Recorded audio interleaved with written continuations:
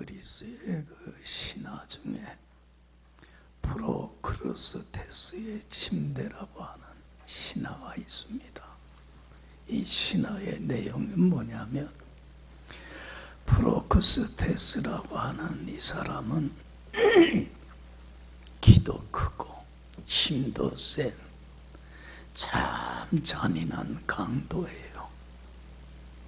사람들이 아테네 도시로 들어가고 나오는 길목에 요로에 딱 서갖고 위치해갖고는 자기가 만든 철로 만든 침대를 놔뒀어요. 그리고는 들어가고 나오는 사람을 붙잡아서는 그 침대에 누이는 거야. 다행히 그 침대 크기에 딱 맞으면 이건 바른 사람이고 옳은 사람이야. 그래서 살려줘요. 그런데 철로 만든 그 침대의 크기에 사람이 맞지를 않으면 어떤 사람이에요? 이건 잘못된 사람이에요. 문제 있는 사람이라. 그래서 키가 커서 다리가 나오면 어떡할 것 같아? 잘라버리고 말아. 그리고는 그 크기에 맞춰버리고 말아요. 그러니까 오만 사람 그냥 바른 사람 만들겠다고 잘라갖고는 죽여버리고 마는 거예요. 또 키가 작은 사람이면 잘못됐다는 거예요. 바른 사람이 아니라는 거예요. 그래서 어떡할 것 같아요? 그 침대의 크기에 맞추기 위해서 사람을 때려서 죽여갖고는 늘려. 그러고는 침대 크기에 맞는 사람으로 만들어버리고 말아요. 참 못된 포악한 강도예요. 여러분들, 이 사람이 바른 사람인가 못된 사람인가 옳은 사람인가 옳을지 못한 사람인가를 판단하고 평가하는 잣대가 뭐예요? 뭘 갖고 평가를 하는 거예요? 자기가 철로 만든 침대를 가지고 평가를 하는 거예요. 이게 얼마나 잘못되고 얼마나 어리석고 얼마나 못된 행위예요. 그렇지 않아요? 여러분들, 이 신화가 우리에게 시사해주는 의미는 매우 커요. 여러분들, 오늘날 사람들은 어떤 잣대를 가지고 사람들을 평가하고 판단을 합니까? 무슨 잣대를 가지고 평가를 해요? 예? 옳고 그르다는 걸 뭘 가지고 평가를 합니까? 자기 잣대를 가지고 평가를 해요. 내가 가지고 있는 지식이나 선입견이나 경험이나 상식이나 내가 가지고 있는 신념이나 이상이나 사상을 가지고 거기에 자기가 가지고 있는 잣대에 맞으면 바른 거예요? 그른 거예요? 그건 옳은 거야. 그렇지만 자기가 가지고 있는 사상이나 자기가 가지고 있는 지식이나 경험에 상식에 맞지 않는 거는 다 뭐예요? 다 잘못된 거예요. 다 그런 거예요. 참 이게 우리 지금 문제예요. 그렇지 않아요? 여러분들, 자기 잣대를 가지고 모든 걸 평가하는 사람에게서는 무엇이 공정이고 무엇이 공의입니까? 이 사람들에게서는 내 잣대에 맞는 것만이 공정이고 내 잣대에 맞는 것만이 공의이고 내 잣대에 맞지 않는 것은 불공정이고 불이고 다 잘못이고 죄라고 하는 것이 얼마나 끔찍한 잘못이고 어리석음이고 미련함이냐는 얘기예요. 여러분, 우리 예수 믿는 사람들은 내 잣대를 가지고 평가하는 어리석은 사람이 돼서는 안 돼요. 우리 예수 믿는 사람들은 달라야 합니다. 뭘 가지고 우리는 옳고 그름의 판단을 하고 평가를 합니까? 하나님의 말씀에 잣대를 가지고 평가를 해야 돼요. 할렐루야. 옳고 그름의 잣대가 분명해야만 합니다. 여러분, 세상 사람들이 아무리 이것이 옳다고 하더라도 하나님의 잣대에 옳지 못한다고 한다면 공입니까? 불입니까? 공정하지 못한 거예요.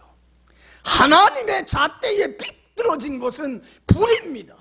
옳지 못한 겁니다. 아무리 세상 사람들이 이것이 옳지 않다고 하더라도 하나님의 잣대에 바르다고 한다면 이건 뭡니까? 이것이 공의고 이것이 바른 것이고 이것이 옳은 겁니다. 할렐루야.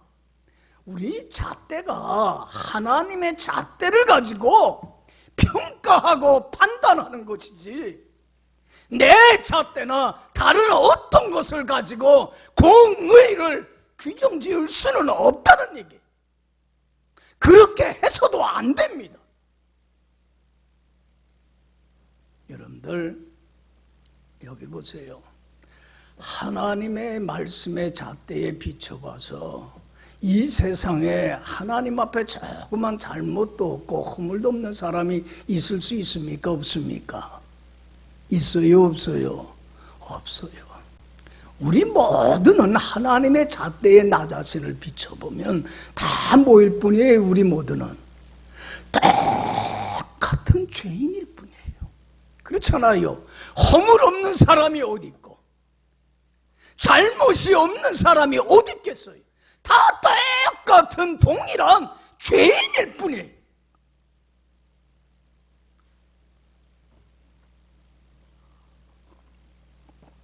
그래서 여러분들 로마서 3장 10절에 그래요. 의인은 없나니 한 사람도 없도다. 할렐루야. 우리는 하나님 앞에 모일 뿐이에요. 말씀의 거울에 잣대에 비춰보면 죄인일 뿐이에요. 그러면 여러분들 생각해 보세요.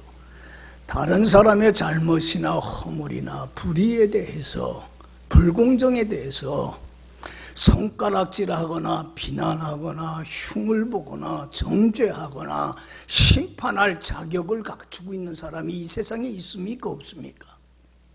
있어요? 없어요? 없어요. 아무도 없어요. 다른 사람의 허물에 대하여 재판하거나 판단하거나 심판할 자격을 갖추고 있는 분은 누구밖에 없어요. 그건 하나님이 하실 일이에요. 할렐루야. 그렇잖아요. 하나님만이 하실 수 있는 거예요. 내가 하나님의 자리에 서서 똑같은 죄인임에도 불구하고 다른 사람의 잘못을, 다른 사람의 허물에 대하여 판단하고 정죄하고 심판하고 재판하고 재단질하는 것은 이건 뭐예요? 대단한 교만이고 오만이고 독선이고 이건 큰 망각이에요. 이런 잘못을 우리 믿는 사람들은 범해서는 안 돼요. 그렇지 않아요? 절대로 그래서는 안 돼요. 다른 사람의 잘못에 대하여 비난할 자격을 갖추고 있는 사람은 이 세상에 아무도 없어요. 똑같은 죄인일 뿐이에요. 그래서 여러분들 우리 사람들이 제일 많이 범하는 잘못이 뭐냐면 다른 사람의 허물을 목격할 때에 다른 사람의 잘못을 알게 됐을 때에 우리가 어떤 잘못을 범하게 됩니까? 나는 의로운 사람인 것처럼 착각을 하고 어떻게 해요? 손가락질하고 비난하고 정죄하는 큰 우를 우리 믿는 사람들조차도 범하며 산다는 얘기예요. 여러분들 이러한 우를 범해서는 안 됩니다. 그래서 오늘 예수님이 하시는 말씀이 그거예요. 1절 2절 보면 자 우리 한번 다 같이 읽어봅시다. 비판을 받지 아니하려거든 비판하지 말라.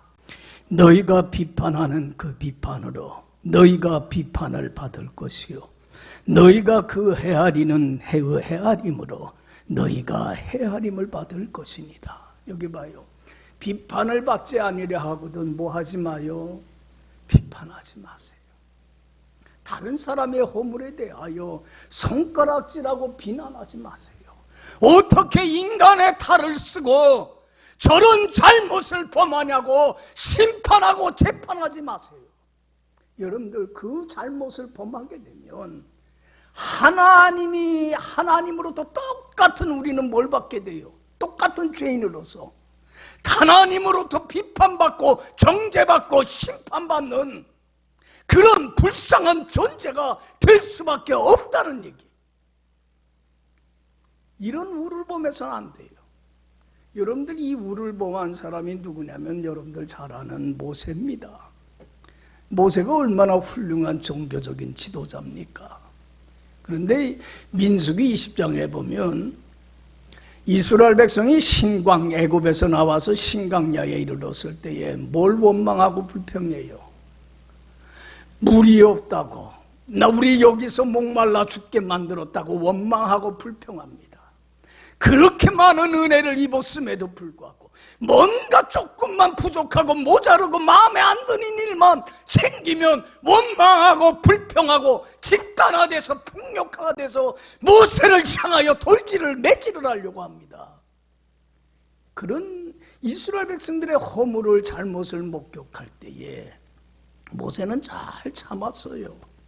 그런데 그때만은 못 참겠는 거라 속에서 막 열불이 납니다. 이런 못된 사람들이 있는가? 어떻게 이렇게 이럴 수 있는가? 막 감정이 막 들끓어올라요. 그래도 그걸 참고서 하나님 앞에 나가요. 하나님, 제가 어떻게 하면 좋겠습니까? 참 열불이 나서 못 참겠습니다. 하나님이 그래요. 모세야, 너 지팡이에 든 손을 가지고 저 원망하고 불평하고 대드는 사람들 앞에 당당하게 나가라.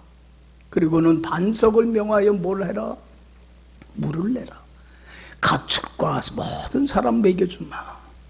그런데 여러분들, 모세는 그 욱하는 마음을 정말 그들의 불의를 목격하고 저게 인간인가? 그렇게 은혜를 입고도 저렇게 원망만 하는가? 그 욱하는 마음을 참질 못해서 백성들을 향해서 뭐라고 그랬어요? 이 패역한 족속들아, 내가 너희를 위하여 물을 내랴. 하나님의 말씀 명령을 어기고 지팡이로 반석을 쳐버리고 맙니다. 불순종해버리고 맙니다. 물은 나와서 목마른 목들을 다 죽이지만 하나님이 모세를 향해서 뭐라고 합니까? 너는 나의 영광을 가리웠다. 너는 어디에 못 들어가게 돼? 적과 꿀이 흐르는 가나안 땅에 못 들어가게 돼. 여러분들, 모세는 누구보다도 적과 꿀이 흐르는 가나안 땅에 들어가야 될 사람이 들어가질 못하고 요단강 건너편 느보산에 올라가서 그것만 쳐다보고 인생을 마감해버리고 맙니다. 여러분들, 어떤 허물을 잘못을 범했어요? 다른 사람의 잘못에 대하여 뭐하는? 비판하고 판단하고 정죄하는, 자신이 하나님의 자리에 서는 그런 오만을 범했기 때문에 하나님의 영광을 가리웠어요.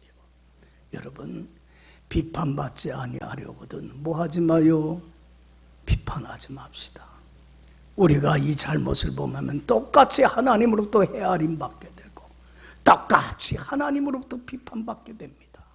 그래서 우리 예수 믿는 사람들은 다른 사람의 잘못을, 마음에 안 드는 허물을 목격할 때에 어떤 태도를 취해야 하는가를 잘 교훈해 주는 게 오늘 본문 얘기입니다.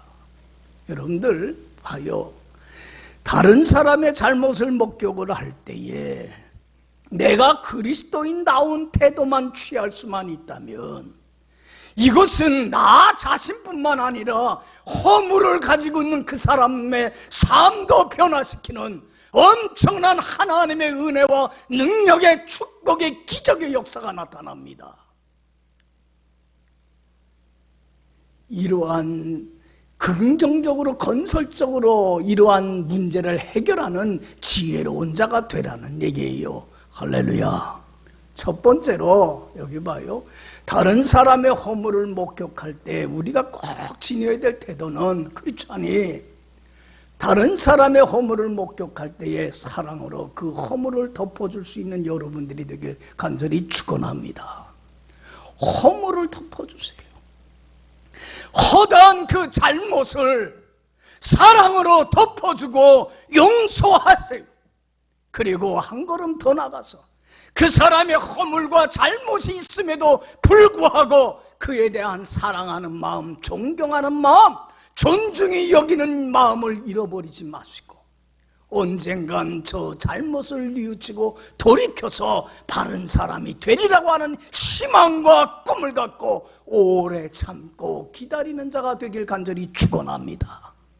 이럴 때에 그 사람이 변화될 뿐만 아니라 내가 더 큰 하나님의 은혜와 축복을 받는 자리로 나가는 은혜의 역사가 반드시 일어납니다. 할렐루야. 여러분들 보세요. 예수님의 12제자 중에 제일 사랑받은 수제자가 누구였습니까? 베드로입니다. 베드로는 다른 제자보다도 더 많은 주님의 관심과 사랑받았습니다.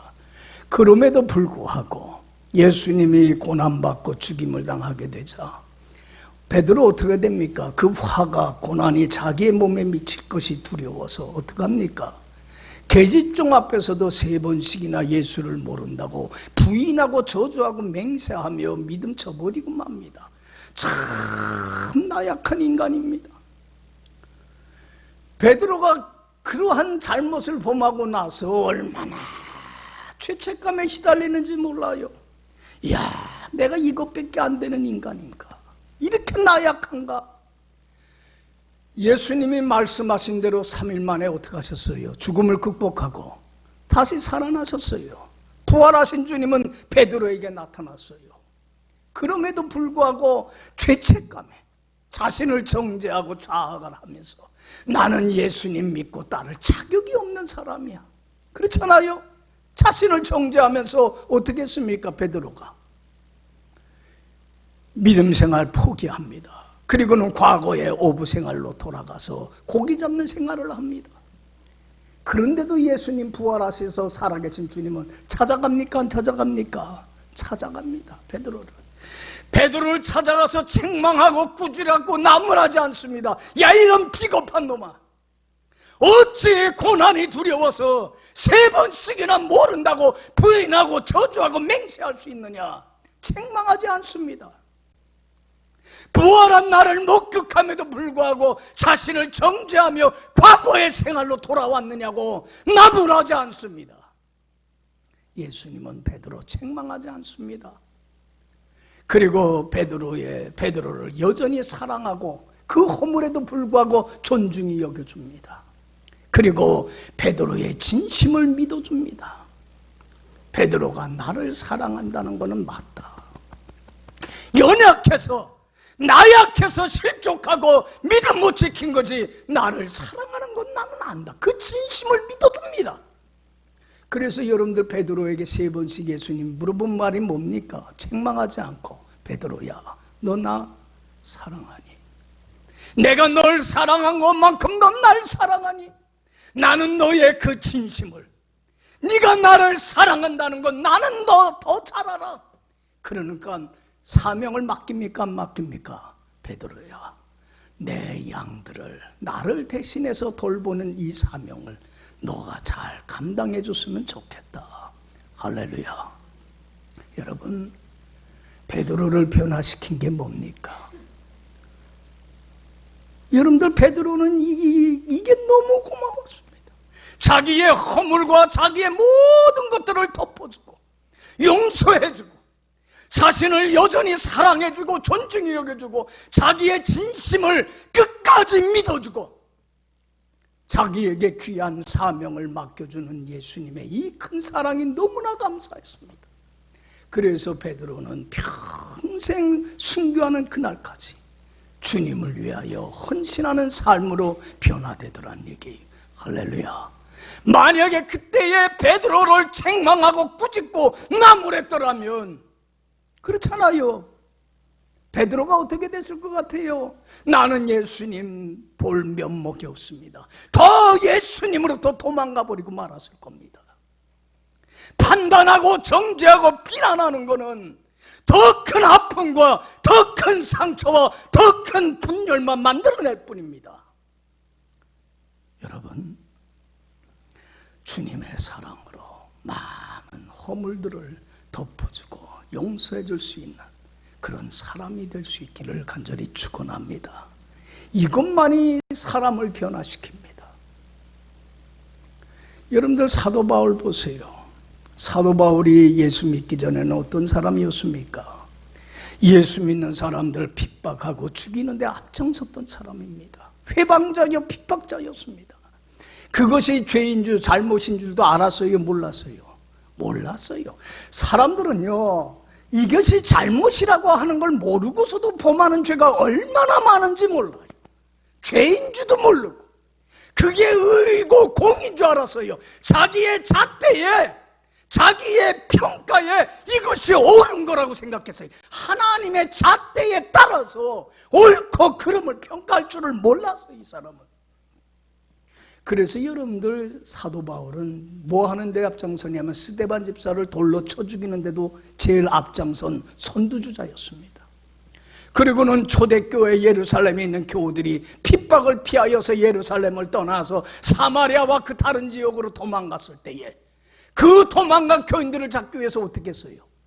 제사장에게 허락을 받아갖고는 그 교인들 붙잡아서 핍박하기 위해서 다메섹으로 가던 길에 부활하신 주님은 베드로 사도 바울을 찾아갔습니까? 안 찾아갔습니까? 찾아갔습니다.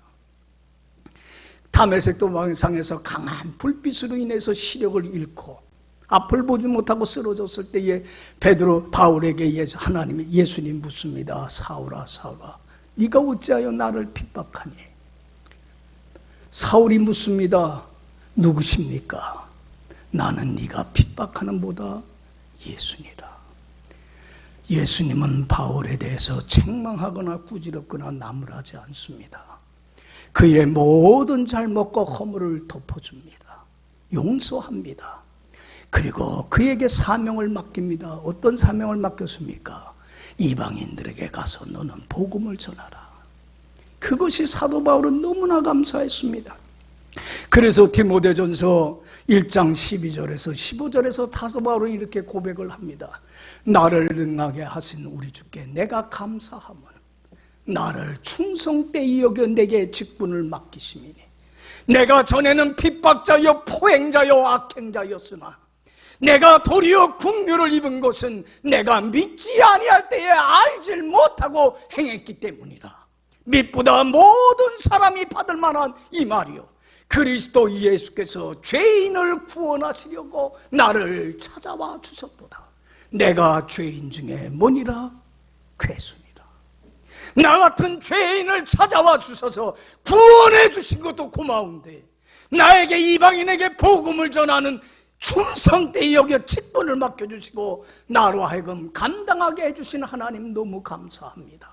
순교하는 그날까지 평생 주님을 위하여 헌신을 합니다. 사도 바울을 바울되게 한 그 변화의 기적의 역사는 무엇이 그를 변화시켰습니까? 책망하고 꾸짖고 나무랐더라면 바울은 얼굴을 못 들었을 겁니다.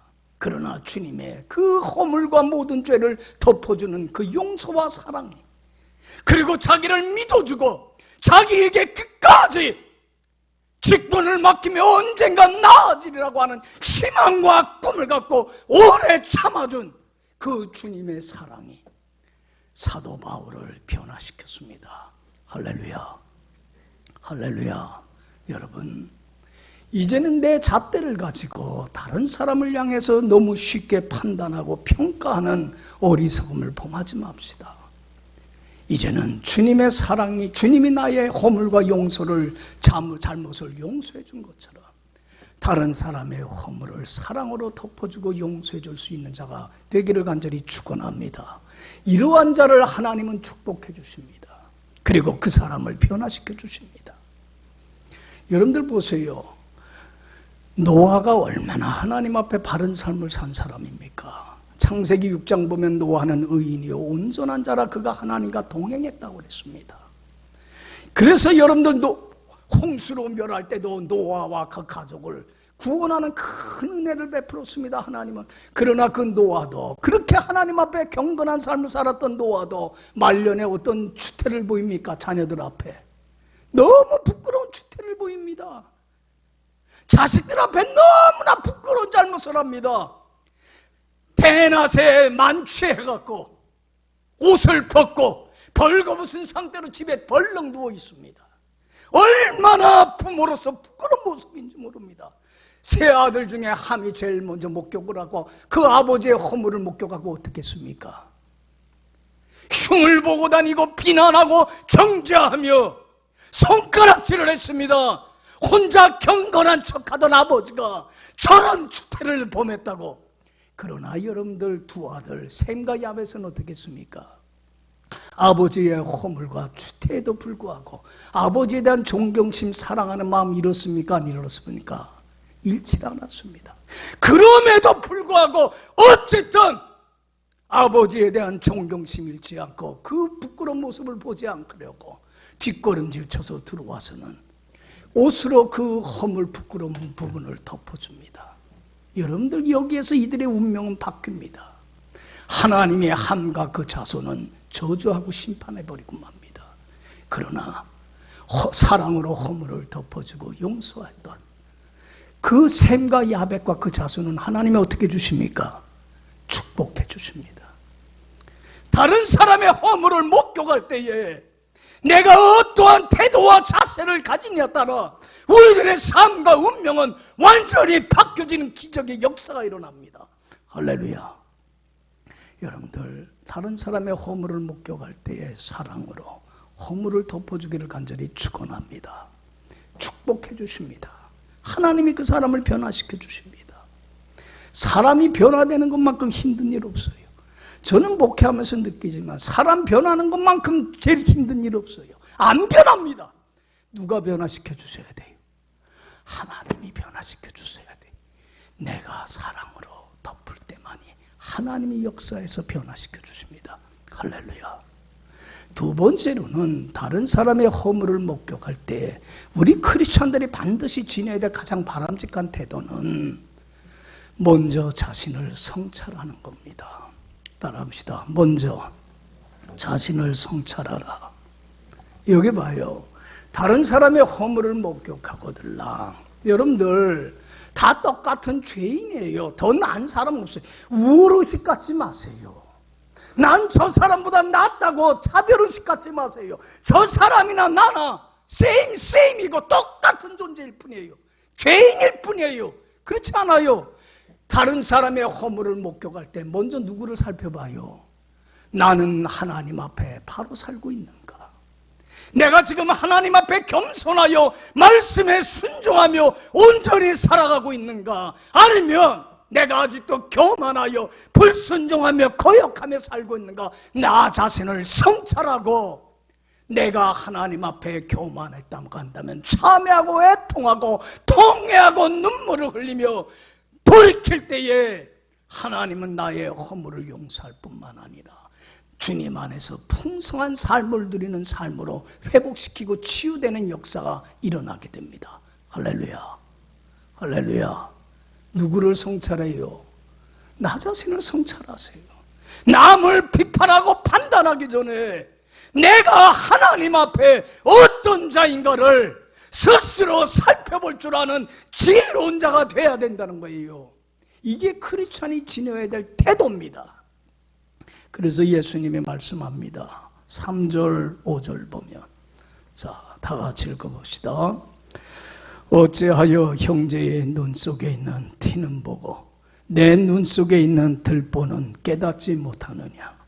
보라, 내 눈 속에 들보가 있는데 어찌하여 형제에게 말하기를 나로 내 눈 속에 있는 티를 빼게 하라 하겠느냐? 외식하는 자여, 먼저 내 눈 속에서 들보를 빼어라. 그 후에야 밝히 보고 형제의 눈 속에서 티를 빼리라. 할렐루야. 여기 봐요. 내 눈 속에는 지금 뭐가 있어요? 지붕을 떠받들고 있는 커다란 대들보가 있어요. 그런데 자기 눈에 있는 대들보는 못 보고 남의 눈 속에 있는 티를 보면서 빼라고 하는 게 옳은 일입니까? 옳지 않은 일입니까? 이건 옳지 않은 거예요. 그런데 우리는 자기 일을 성찰할 줄은 모르고 남의 잘못에 대하여 비난하고 손가락질만 할 줄 알았지 자기 눈 속에 있는 들보는 뺄 줄 모른다는 얘기예요. 여러분들 먼저 우선이 돼야 될 게 있어요. 다른 사람의 눈에서 티를 빼기 전에 우리가 먼저 우선해야 될 게 뭡니까? 자기 눈 속에 있는 뭐를 먼저 보고 대들보를 먼저 보고 그리고 빼낸 후에 밝은 눈으로 남의 티를 빼는 게 순서가 됩니다.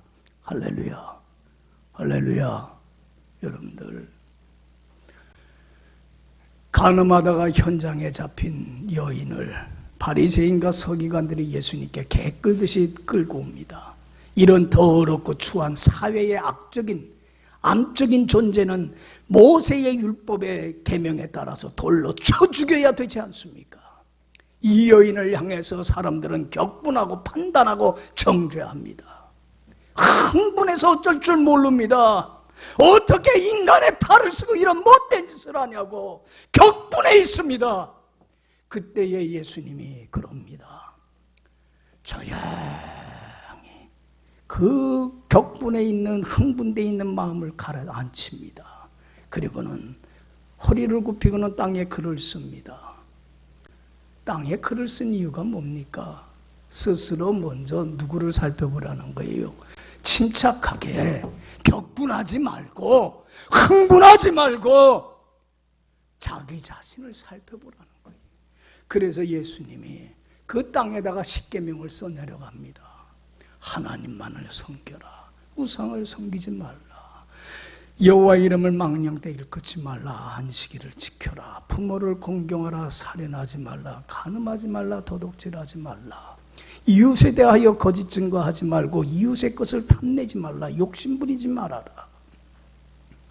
여러분, 한 사람 두 사람이 거기 와서 보고서는 말씀의 잣대에 거울에 자기를 비춰보니까 똑같은 죄인이에요, 아니에요? 죄인이에요, 아니에요? 에? 자기 잣대를 가지고 보면 자기는 의로운 사람이고 저 여인은 돌로 맞아 죽을 합당한 여인이지만 말씀의 잣대에 비춰보면 자기는 간음죄를 범하지 않았을 뿐 뭐예요? 똑같은 하나님 앞에 죄인이에요. 이봐 다른 사람에게 거짓 증거도 하고 남의 것을 탐내기도 하고 못된 짓을 한 죄인일 뿐이에요. 그래서 거기 있는 사람들이 다 어떻게 했습니까? 양심의 가책을 받아서 다 떠납니다. 그럴 때 예수님이 그 여인에게 말합니다. 너희를 정죄하고 비난하던 손가락질하는 자들은 어디 있느냐? 아무도 없습니다. 여인아, 나도 너를 정죄하지 아니하노니 가서 다시는 죄를 범하지 말아라. 허물을 덮어주고 용서할 때 이 여인의 인생이 주님을 쫓아다니며 평생 헌신하는 여인으로 바뀌는 기적의 역사가 나타납니다. 할렐루야. 여기 봐요. 다른 사람을 비난하기 전에 먼저 뭐 해요? 나를 성찰하세요. 똑같아요. 우리는 똑같아요. 다른 사람을 향해서 돌 던질 자격 있는 사람 아무도 없어요. 우리는 너무 쉽게 돌을 던져요.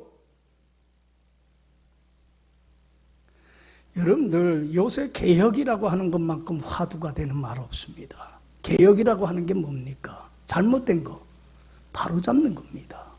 여러분들 자기의 잘못은 바로 안 잡습니다. 누구의 잘못을 바로 잡으려고 합니까? 다른 사람의 잘못을 바로 잡으려고 합니다.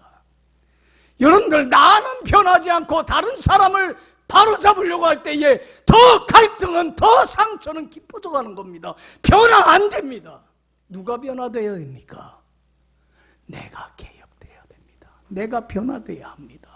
내가 하나님 앞에 다른 사람의 허물을 보면서 나의 잘못을 발견하고 내가 하나님 앞에 바른 삶으로 변화될 때에 하나님은 나의 허물을 용서하는 것뿐만 아니라 다시 하나님 안에서 풍성한 은혜와 축복을 누리는 삶으로 회복시켜 주시고 치유해 주는 은혜의 역사가 나에게서 일어납니다. 할렐루야. 할렐루야. 엄청난 생산적인 결과를 가져옵니다. 파괴적이고 비판적인 부정적인 결과가 아니라 생산적이고 긍정적이고 창조적인 능력의 역사가 나에게서 나타납니다. 내가 변화될 때에 가정이 변화되고 사회가 변화되고 이 나라가 변화돼 가는 거지. 여러분들, 내가 변화되지 않으면 변화의 역사는 일어나지 않습니다. 할렐루야. 다른 사람의 허물을 목격할 때 첫 번째로 사랑으로 허물을 덮어주세요. 그리고 두 번째로 어떻게 해요? 자신을 먼저 성찰하세요. 그리고 세 번째 마지막으로 책임을 같이 지세요. 다른 사람의 잘못, 허물에 대해서 그건 누구 탓이에요? 누구 탓입니까? 내 책임도 있다고, 내 탓이라고, 내 잘못이라고 그 책임을 같이 질 줄 아는 자가 돼야만 돼요. 왜 우리는 뭔가 잘못되면 다 남의 탓으로, 남의 책임으로 돌립니까? 나는 아무런 관계가 없는 사람인 것처럼. 여러분, 다른 사람의 허물을 목격할 때 누구 탓이에요? 저 사람이 잘못된 건 내 책임도 크다는 걸 같이 책임을 져줄 수 있는 자가 돼야만 돼요. 할렐루야. 어느 훌륭한 의사 선생님이 있습니다. 이분의 환자를 참 극진히 돌보는 거로 유명해요. 근데 이분의 할아버지도 의사였고 아버지도 의사였습니다. 근데 이 할아버지인 의사인 할아버지가 아버지한테 늘 가르친 게 그거였어요. 환자가 찾아오거들라 저 사람의 건강을 돌보지 못한 내 책임입니다. 내 탓입니다. 그 책임을 갖고 그 사람이 건강을 회복할 수 있도록 최선을 다하여 도와주는 일을 해라. 그래서 그 아버지는 항상 환자가 찾아오면 누구 탓이에요? 내가 할 바를 다 하질 못해서 이렇게 환자가 있는 거라고 자기의 책임을 지고 최선을 다해서 환자를 돌봤어요. 그리고 그 아버지도 아들한테 뭘 가르쳤어요? 네 책임이다. 네 탓이다. 그러니까 너도 최선을 다해라. 여러분들, 책임을 같이 져야 돼요. 아담과 하와가 여러분들 하나님의 말씀에 불순종하고 뭘 따먹었습니까? 선악을 알게 하는 나무를 따먹는 큰 불순종의 죄를 범했습니다. 하나님이 무서워서 나무 뒤에 숨었습니다. 그때 하나님이 묻습니다. 아담아, 아담아, 네가 어디 있니? 하나님, 제가 잘못했어요. 회개했으면 좋았을진데. 하나님, 거짓말합니다. 내가 벗었으므로 두려워해서 나무 뒤에 숨었습니다. 그때 여러분들 아담에게 하나님이 뭘 물어봤습니까? 아담아, 너 왜 내 막 하지 말라고 하는 선악을 따먹어서 불순종하는 죄를 범했니? 그때에 여러분들 아담이 뭐라고 합니까? 뭐라고 합니까? 여러분들 그때의 책임을 같이 졌어야 돼요. 하나님, 제가 잘못했습니다. 제가 하나님 앞에 바로 살았어야 되는데 제가 불순종했습니다. 아내가 선악을 알게 한 나무를 따먹고 같이 먹겠다고 할 때에 제가 깨어서 그러지 못하게 말렸어야 되고 하나님 앞에 바로 살게 했더라면 좋았을 것을 누구 책임이에요? 내 책임입니다. 내 탓입니다. 하나님이 용서해 주세요. 그랬더라면 하나님이 아담의 그 잘못과 허물을 용서했을까요? 용서했을 겁니다. 그리고 아내도 그랬을 겁니다. 아닙니다. 하나님, 내 잘못입니다. 내가 미련하고 우둔해서 선과 악을 알게 한 나무를 따서는 내가 먹고 남편에게 이런 잘못을 범하겠습니다. 내 탓입니다.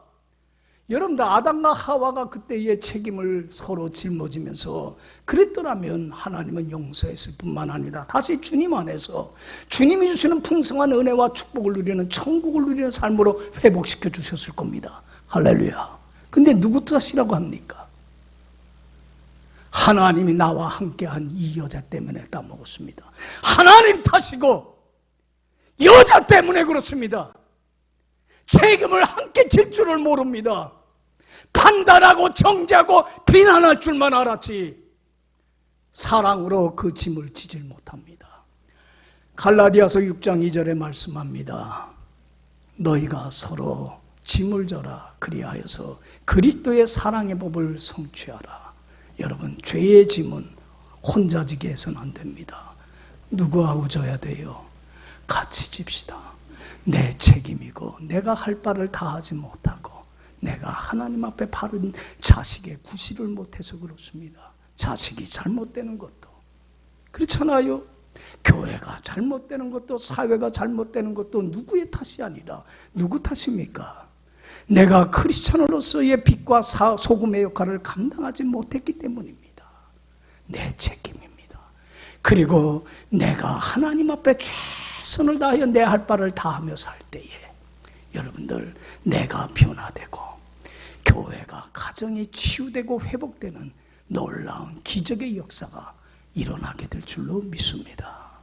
다른 사람의 허물을 목격할 때 여러분들은 어떤 태도를 취합니까? 이것은 큰 비판을 가져오는 파괴적이고 참 끔찍한 결과를 초래할 수도 있지만 다른 사람의 허물을 내가 목격하고 크리스찬답게 사랑으로 허물을 덮어주고 용서해주며 그리고 내 자신을 성찰하고 하나님 앞에 바른 삶으로 나가고 그리고 같이 그 무거운 죄의 짐을 같이 사랑으로 같이 나눠주며 그리스도의 사랑을 법을 성취해 나갈 때에 하나님은 우리의 삶에 개입을 해서 놀라운 은혜와 변화의 기적의 역사를 꼭 이루어갈 줄로 믿습니다. 기도하겠습니다.